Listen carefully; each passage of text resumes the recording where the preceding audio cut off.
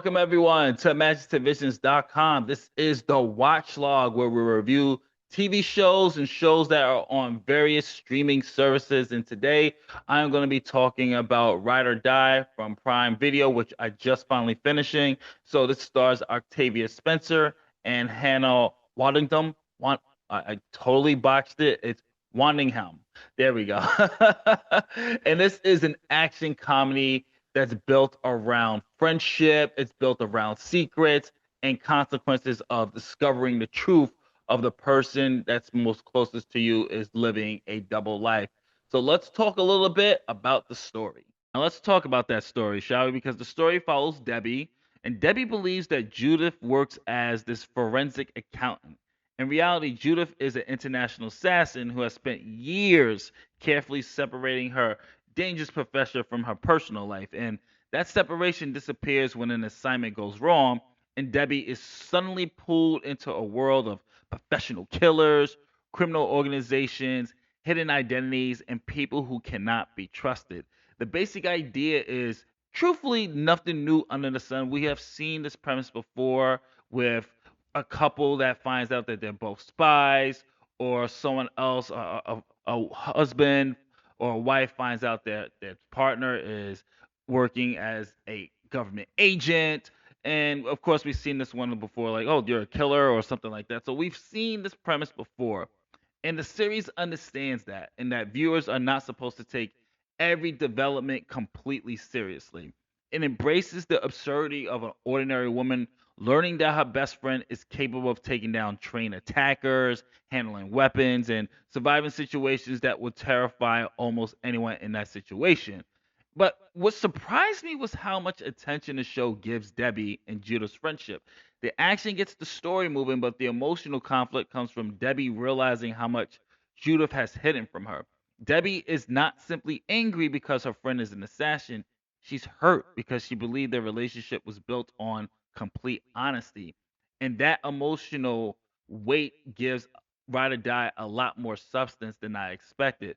There are questions about whether the friendship can survive such a major betrayal, how much of Judith's personality is genuine, and whether Debbie ever truly knew the woman she considered family. And the show does not abandon its comedy or action to explore those ideas, but it gives the characters enough quiet moments to make their relationship feel important. The mystery surrounding Judith's past also gives the season a clear direction. Each episode, we get another piece to the puzzle, giving us information while still sending the women into dangerous situations. And for the most part, I remain interested throughout the entire season of trying to figure out when, why, how. And although the story does occasionally become crowded with criminal organizations and personal histories, romantic complications, and supporting characters, some of those subplots are not as developed as the friendship, which is the core driving force of the story. There are also moments when the story relies on convenience and coincidences, or characters making questionable decisions to keep the adventure moving. But for the most part, I accept moving most of that because the series never pretends to be a realistic espionage drama. It's designed to be entertainment. And all of this would not work if it wasn't for the great chemistry between Octavia and Hannah, who both give amazing performances for the characters of Debbie and Judith. And I thought that Octavia Spencer, I've been a fan of Octavia for a very long time. So just seeing her once again, and even doing just like a show where she is able to provide such of the emotional center of the series and just really even just have some comedic bits as well. It's just so she's just really, really good at her job. And Hannah as well as Judith. Judith was supposed to be kind of presented in the beginning like as this emotionless action hero, but Hannah allows the fear underneath show. And Judith, I will have to say, is very.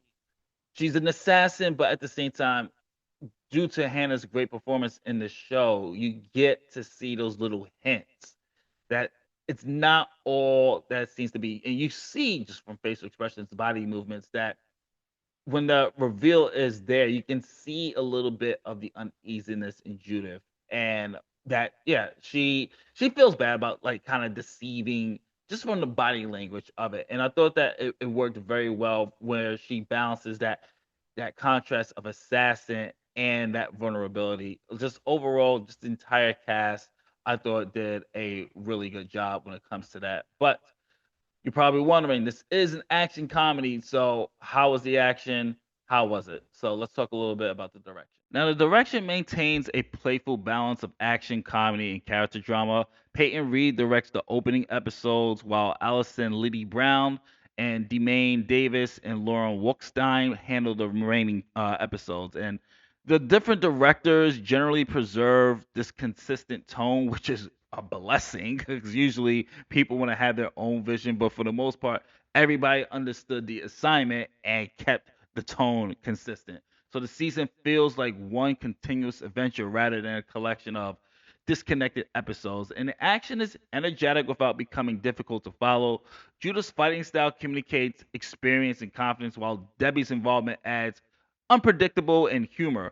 And the directors also understand that Hannah's physical presence is one of the show's greatest advantages, and Judith looks capable during confrontations, which allows the action to remain convincing even when the situations are extremely exaggerated. And I also like the European setting. It gives the series a larger sense of scope. Hotels, crowded streets, expensive events, hideouts, and just these locations help create the feeling of an international adventure more than a small scale condensed adventure, especially when you're an international assassin. Kind of makes sense to have that. And the production looks polished, although the series occasionally resembles other modern streaming action comedies, but it does not completely establishes its own visual identity, to be honest with you. Pacing is actually the strongest during the opening episodes and major confrontations, and the middle portion does slow it down a bit when the story begins introducing additional relationships and explanations. And this is where I would say when they have to kind of deviate from the main core and the main plot and have to really do some of the characterizations to open up the world. Otherwise, it would just be a very small scale show. This is where it kind of you start to feel the pacing a little bit. And you just kind of want to get back to Debbie and Judith and that whole thing. But you have to have those moments because it gives more character development. So you have to take the good, you have to take the bad. And a tighter season could have removed some of those detours, but the chemistry between Spencer and Hannah prevented the slower sections from losing me completely. And that being said, my friends, we are going to give our remote rating, which you can see here. We have binge worthy, addictive, unforgettable, must watch, excellent, worth every episode, solid season, good, enjoyable with some weak spots, background noise, watchable but easily forgotten, and change the channel or go to a different streaming service. No, nothing worth watching here. I'm going to give Ride or Die. You know what? I'm gonna give it a must watch. It was fun. It was good. I enjoyed the hell out of it. I feel like everyone should check this one out. I thought every episode was pretty good. Like I said, because each episode gives piece by piece. So I'm gonna give this a must watch. Definitely check out Ride or Die. It was a fun watch there. And with that being said, it is time to wrap up the watch log. Ride or Die gets a must watch. It's a fun, very fun show. So definitely check that one out. And I have to do a couple of shameless plugs. You know me at the end of the video. So first shameless plug. If you are a fan of wrestling, if you are a fan of wrestling games, head over to our other channel, the UWL 2K, where we have our original, fully customized original characters. We have our own universe mode there. We've been doing for a couple of seasons, so definitely head over there, support that channel. And of course, and I have to shameless plug the book again. My book, Where Light Remains, is available for pre-order at this time of this review being up, and it'll be available August 5th for print, Kindle, and Audible will be later on in the year. I had to postpone that a little bit. Still working on the tweaks with that. So thank you for all your support. And if I earned your subscription, hopefully I did, please hit the like button, subscribe button, notification bell to keep updated on everything Imaginative Visions. And the written review is on our website, Imaginative Visions. Link is also in the description. I'm out. Later days.